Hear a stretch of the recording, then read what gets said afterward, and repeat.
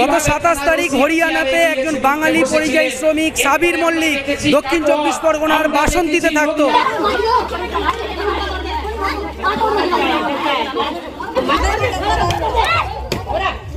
সাতাশ তারিখে গোরক্ষক সন্ত্রাসী বাহিনী তাকে হত্যা করেছে, তাকে একেবারে মেরে খালের ধারে ফেলে রেখেছিল।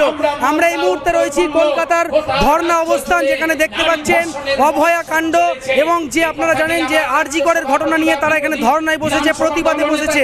সেখানে আমরা বিজেপি নেত্রী সর্বরী মুখার্জির কাছে আমরা জেনে নেব বিজেপি শাসিত রাজ্যে এই সন্ত্রাসবাদীদের উৎপাত কেন। আমরা কথা বলবো।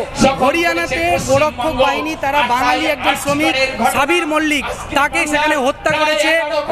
তার কাছে নাকি গরুর মাংস খাচ্ছিল বা গরুর মাংস ছিল এবং পুলিশ 5 জনকে গ্রেফতার করেছে। দেখুন, তদন্ত নিশ্চয়ই করা হচ্ছে, নিশ্চয়ই চলছে তদন্ত।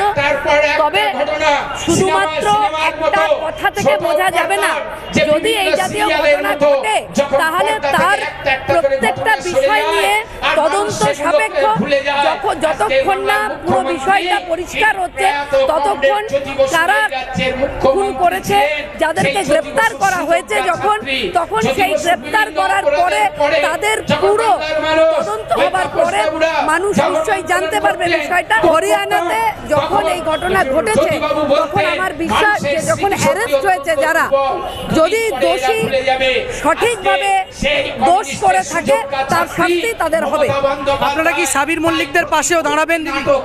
দেখুন, যদি তিনি এমন অন্যায় করে থাকেন যে অন্যায়ের সাজা পাওয়া জরুরি তাহলে পরে একরকম, কিন্তু যদি দেখা যায় যে এই একটা ভিডিও দেখা গেছে সেখানে সাবির মল্লিককে প্রকাশ্যে গোরক্ষক বাহিনী তারা মারধর করছে, এমন একটা ভিডিও দেখা গেছে, যেখানে প্রধানমন্ত্রীও এটা নিয়ে বলেছিলেন ইতিপূর্বে যে কিছু গুন্ডা যারা এই ধরনের কাজ করে বদনাম করে, প্রধানমন্ত্রী এই ধরনের কথা বলেছিলেন। যদি এই জাতীয় ঘটনা ম্যাক্সিমাম ঘটে, দুর্বৃত্তরা এই জাতীয় ঘটনা ঘটায়, এটা একরকমের দুর্বৃত্তায়ন। এটা কেউ একটা ব্যানার টাঙিয়ে সেইটাকে বদনাম করতে পারে না।